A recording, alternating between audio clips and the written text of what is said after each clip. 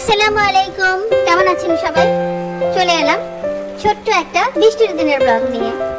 বৃষ্টি হচ্ছিল, আকাশে মেঘ, ছাদ থেকে বৃষ্টির পানি পড়ছে। আমি বারান্দায় ঠাই খুলে দাঁড়িয়ে আছি আর বৃষ্টি দেখছি। সত্যি কথা বলতে কি, ছোটবেলা থেকেই বৃষ্টি আমার খুব পছন্দ। বৃষ্টি যখন হয় তখন আমার ভিজতেও যেমন ভালো লাগে, তেমনি দেখতেও আমার ভালো লাগে। তো এখন আর ভেজা সম্ভব না, কারণ বৃষ্টিতে ভিজলে জ্বর আসবে, আর জ্বর আসলেই অনেক সমস্যা। কারণ আপনারা তো জানেন আমি ক্যান্সারের রোগী, তাই আমাকে সবসময় সাবধানে থাকতে হয়। এই যে বৃষ্টি শেষ হয়ে গেছে, রোদ উঠে গেছে, কিন্তু ছাদ আমার এখনো ভিজা। বৃষ্টির পরে রোদটা কিন্তু অনেক চমৎকার থাকে, খুব ভালো লাগছে দেখতে। তো আজ আমি রান্না করেছিলাম ছোলা ডাল দিয়ে খাসির মাথা। এটা আমাদের বাসার সবার খুব পছন্দের রেসিপি, আমার ছেলেতেও অনেক পছন্দ করে এটা। এই যে খাসির মাথা আমি সার্ভ করলাম, সাথে মগজ বোনা ছিল আর জিবা ভাজি ছিল।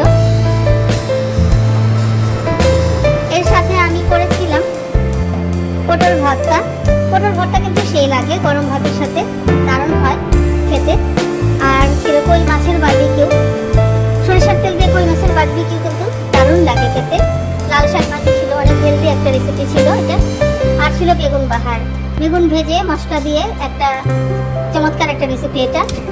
আর ছিল দই মুরগি, দই দিয়ে মুরগি রান্নাটা আমার খুব পছন্দ, আমার ছেলেও এটা খুব পছন্দ করে। পটল ভাজি করেছিলাম, পটল ভাজি কিন্তু আমার খুব লাগে, কারণ এটা ভাত পোলাও সবকিছুর সাথে খাওয়া যায়। আর সাথে ছিল মাটন।